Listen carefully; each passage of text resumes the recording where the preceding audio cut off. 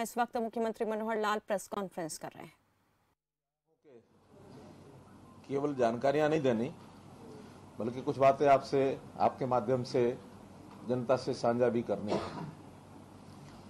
परिस्थितियां जैसी हैं, हमको सबको मालूम है कि लगातार निरंतर कोरोना का जो प्रभाव है वो बढ़ रहा है, और केवल बढ़ रहा है इसकी जानकारी पूर्व अनुमानों से तो की जा सकती थी, लेकिन जितना अनुमान था उससे बहुत अधिक बढ़ रहा है। अगर वर्षा के दिनों में बाढ़ आए इसका अनुमान तो लगाया जा सकता है, लेकिन बाढ़ की बजाय सुनामी आ जाएगी इसका अनुमान नहीं था।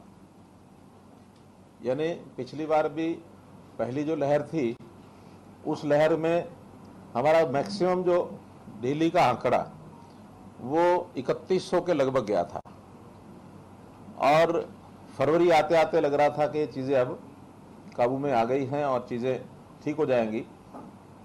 लेकिन जैसा हम जानते हैं कि अभी कल का आंकड़ा 11,931 ये कोविड का, यानी जो केसेस हैं पर डे के, तो कल अधिकतम 11,931 लगभग 12,000।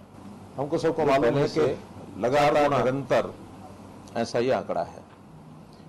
अब उसके लिए व्यवस्थाएं जितनी हमने पहले बना ली थी 3,100 पर डे आने के हिसाब से, उसी हिसाब से उसकी रेशो भी जो मेडिकल व्यवस्थाओं के नाते से, हेल्थ की व्यवस्थाओं के नाते से बनाई गई थी। लेकिन उसके बाद लगातार आवश्यकता जो बढ़ रही है उसके लिए भी हम तैयार हैं, और लगातार उसके लिए पूरा डिपार्टमेंट, सारे हमारे ब्यूरोक्रेट्स, पूरी सरकार और एनजीओज, जनता वो पूरा सहयोग कर रही है। इसमें हमको जो थोड़ा सफलता की, जिसको कहना चाहिए कि एक अच्छी बात का जो संकेत है वो ये कि हमारा जो मोर्टेलिटी रेट है वो काफ़ी कंट्रोल में है। बहुत से प्रांतों का तो मोर्टेलिटी रेट 3% तक भी गया है, लेकिन हमारा 1.1% जो पिछली बार था उस पहली लहर में, अभी 0.88 है। अर्थात रेगुलर अब जो केसेस आ रहे हैं उसमें से ठीक पर्याप्त संख्या में हो रहे हैं, और हालांकि डेथ्स जो हो रही हैं उनका बहुत एक कष्ट है, एक दुख है। एक एक मृत्यु के पीछे जो मन का भाव यही जाता है कि जैसे परिवार का एक आदमी चला गया है।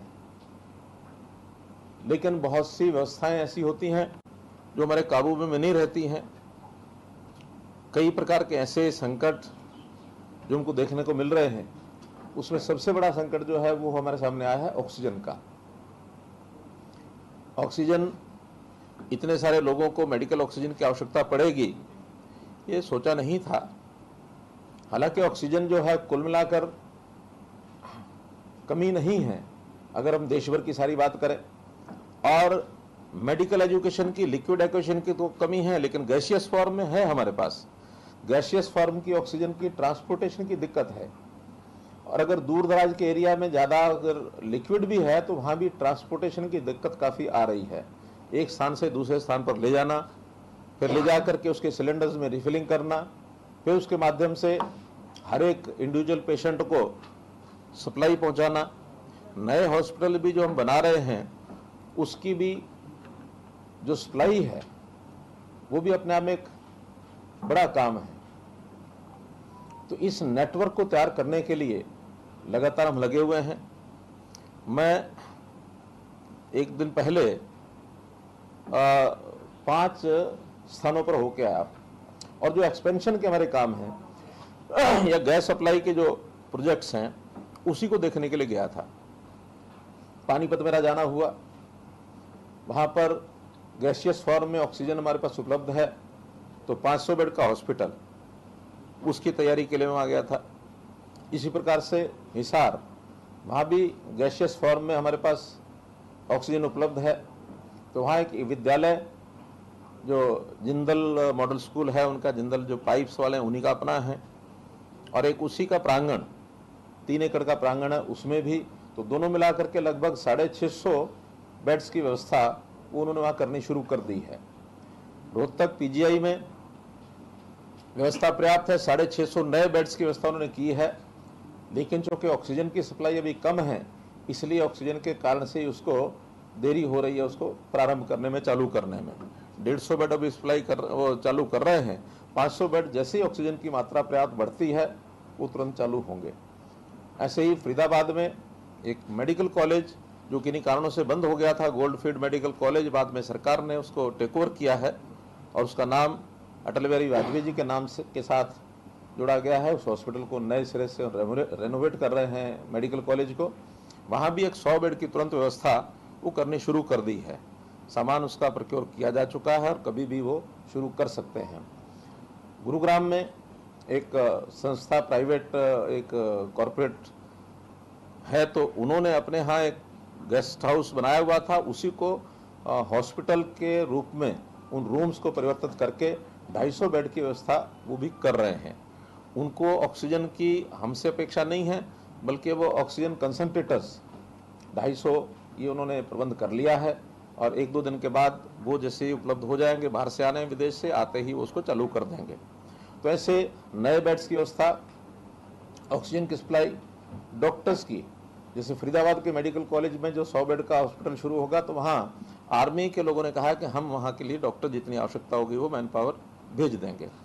कुछ स्टूडेंट्स जो हैं नर्सिंग स्टाफ के या मेडिकल कॉलेजेस में जो स्टूडेंट्स पढ़ रहे हैं 4th ईयर के या जो इंटर्नशिप कर रहे हैं, उनको भी सबको हम लगा रहे हैं। साथ ही वॉलंटियर्स इस नाते से जो अपने आप को ऑफर करते हैं, रिटायर्ड लोग हैं, बाकी सब हैं, उनकी भी जगह जगह से जो हमको सप्लाई मिल रही है उनको उपयोग में ला रहे हैं। हमारी जो सरकारी व्यवस्था में IAS, IPS, HCS, HPS या IFS, इस नाते से भी बहुत से डॉक्टर्स हैं, MBBS हैं, MD हैं, जिन्होंने कोर्सेज किए हुए हैं लेकिन सर्विसेज में आ गए। उन सबको भी हमने कहा है कि इस समय में उनको भी वहाँ से निकाल करके और सेवाओं को लेने के लिए इसके अंदर लगाया जाए, उसकी भी योजना सारी बनी है। तो ऐसा पूरी शक्ति, पूरी ताकत, चाहे वो सरकार की है, ब्यूरोक्रेट्स की है, जनता की है, संस्थाओं की है, प्राइवेट हॉस्पिटल्स की है, वो सब उसके अंदर हम ले रहे हैं। और मैं आपको विश्वास दिलाता हूँ कि एक एक दिन हमारी जैसे व्यवस्थाएं ठीक हो रही हैं, उसकी ठीक होते ही सारी चीज़ें हमारे कंट्रोल में रहेंगी, काबू से बाहर नहीं जाएंगी। जहाँ तक ऑक्सीजन सप्लाई की बात है, हमें कल से पहले 162 मीट्रिक टन इसका कोटा था। हम लगातार केंद्र सरकार को कह रहे थे, तो कल रात्रि को ही 70 मीट्रिक टन कोटा बढ़ा करके और वो 232 मीट्रिक टन मंजूर हो गया है। और ये 70 मीट्रिक टन हमको उड़ीसा की जो ये स्टील जो जहाँ इंडस्ट्री है वहाँ पर ऑक्सीजन वो हमको मिलेगी। एक ट्रेन 5 टैंकर्स उसमें आज हमने यहाँ से रवाना कर दिए हैं, जो 3 दिन में वहाँ से ऑक्सीजन वापस आएगी। सायंकाल तक 2 टैंकर जो योजना है हवाई एयरलिफ्टिंग के माध्यम से 2 टैंकर वहाँ शाम रात्रि तक पहुँच जाएंगे, वापसी पर वो बाई रोड आएंगे। तो इस प्रकार से चाहे ये ट्रेन की हैं, चाहे वो बाई एयर जाएंगे, तो भी कम से कम 1.5 दिन का समय, 2 दिन का समय उसमें लगेगा। तब तक हमारी जो पिछली सारी कैपेसिटी है उसको हम उपयोग कर रहे हैं। जो इंडस्ट्री के अंदर छोटे छोटे यूनिट्स थे, जो प्रोडक्शन के यूनिट्स थे या फिर रीफिलिंग के भी यूनिट्स थे, जो उस ऑक्सीजन को सिलेंडर्स में भरते हैं, ऐसे कई इंडस्ट्रियल यूनिट्स के लगभग 5 तो ऐसे हैं जिनका लाइसेंस हमने दे दिया उनको मेडिकल ऑक्सीजन की सप्लाई के लिए। एक फॉर्मेलिटी पूरी करनी पड़ती है, बाकी भी आज शाम तक 5 या 7 और भी हो जाएंगे। तो ऐसे 10-12 सेंटर्स हैं फिलिंग स्टेशन के रूप में, वो जो काम आएंगे। हमें टैंकर्स की आवश्यकता पड़ रही है, तो टैंकर जितने नाइट्रोजन के लगे हुए थे अभी तक इंडस्ट्री में, उनमें से भी हमने कुछ टैंकर्स को और ले लिया है ताकि उसकी सफाई करके ऑक्सीजन के रूप में उसको बदला जा सके। बहुत जगह पर तो आज भी एसेंशियल सर्विसेज के नाते मेडिकल यानी मेडिसिन्स की प्रोडक्शन है, या और कई प्रकार के डिफेंस के कुछ ऐसे इंडस्ट्रीज़ हैं, वहाँ तो निर्बाध हमको चलाना ही पड़ता है। लेकिन जहाँ कहीं नॉन एसेंशियल आइटम इंडस्ट्री में ऑक्सीजन की सप्लाई अथवा नाइट्रोजन की सप्लाई अथवा और गैसेज की सप्लाई, उसको लेकर के उसका उपयोग करेंगे। एक सुझाव और आया है कि हम कुछ इंडस्ट्री से बात कर रहे हैं कि सिलेंडर की कमी के नाते से हम CNG जो LPG के सिलेंडर्स हैं, इसका भी जुगाड़ कर रहे हैं कि उसके अंदर उसका जो क्या लगाते हैं वाल नोजल जो है उसको उस ढंग से करें कि ऑक्सीजन की सप्लाई उसके माध्यम से हो सके, क्योंकि उसकी उपलब्धता हमारे पास है। तो मेरा कहने का अर्थ है कि इन चीज़ों का जहाँ से भी रिसोर्सफुल कोई आइडिया मिलता है उसको हम लागू कर रहे हैं। विदेश से भी ऑक्सीजन कंसंट्रेटर्स हमको कुछ ऑफर हुए हैं, कुछ अमेरिका से, कुछ यूके से वो आने हैं, लेकिन एयरलिफ्ट होकर के आएंगे, उसमें समय कितना लगता है वो निर्भर करता है। तो ऐसे ऑक्सीजन की सप्लाई हो, ऑक्सीजन का कोटा हो, उसकी ट्रांसपोर्टेशन हो, एक एक बात को हम आगे बढ़ा करके और इसको हम पूरा कर रहे हैं। एक विषय मैं ज़रूर कहना चाहूँगा, और वो 2 दिन पहले जब मैं रोहतक गया था तो रोहतक में जिस प्रकार से मैं बातचीत यहाँ कर रहा हूँ, बहुत खुल करके बात करने का मेरा स्वभाव है। बहुत लाग लपेट करने का, चीज़ों को छुपाने का या भाषा को तोड़ मरोड़ बोलने का मेरा कभी स्वभाव नहीं रहा।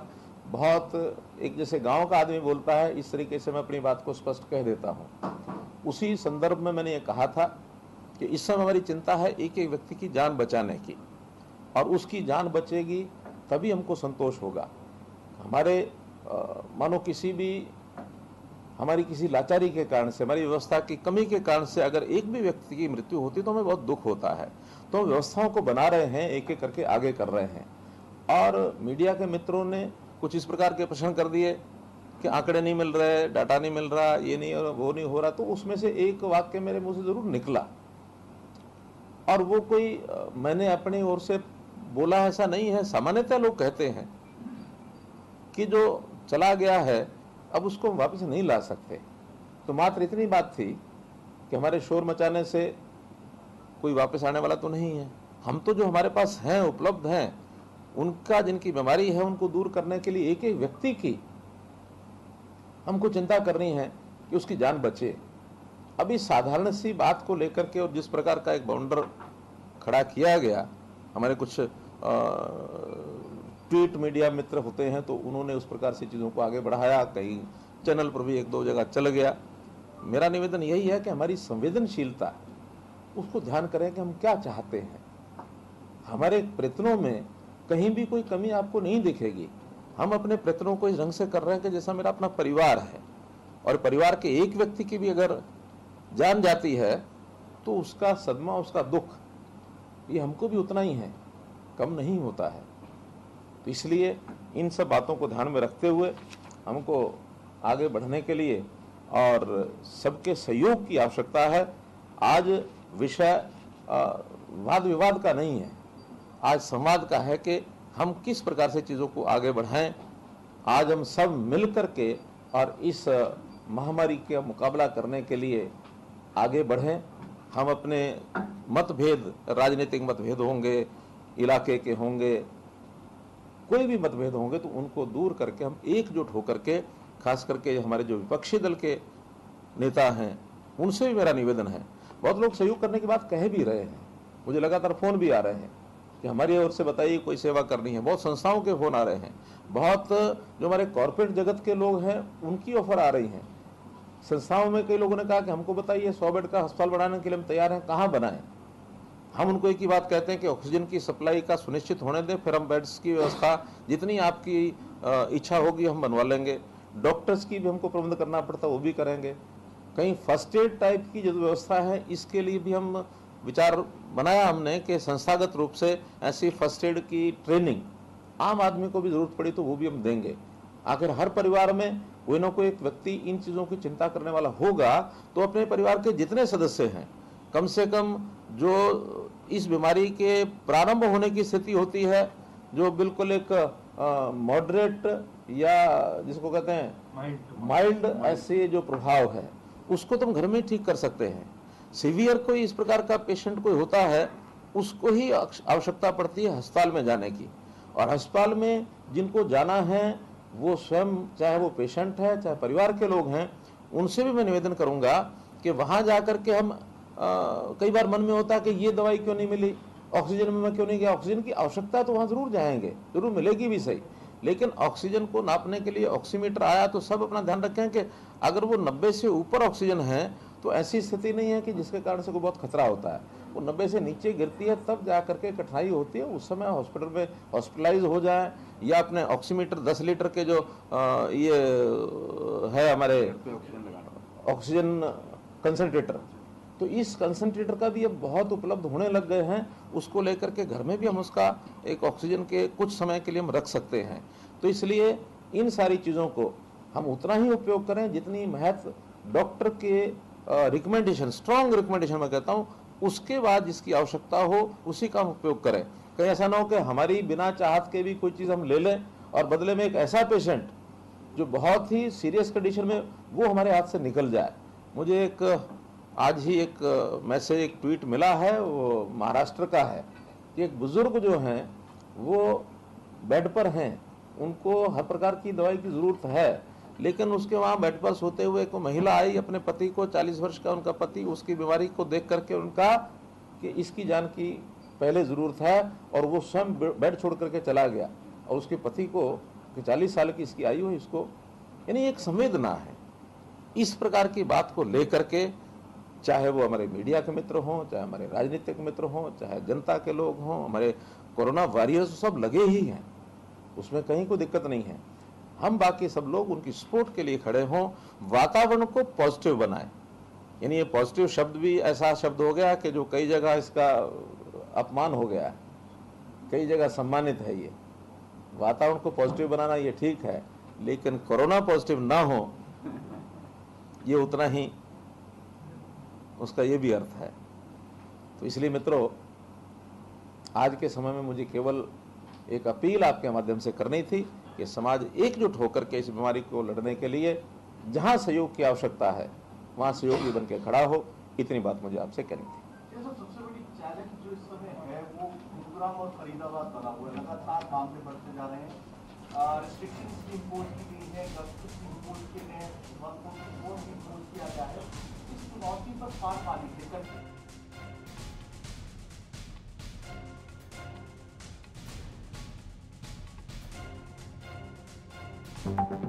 आप देख रहे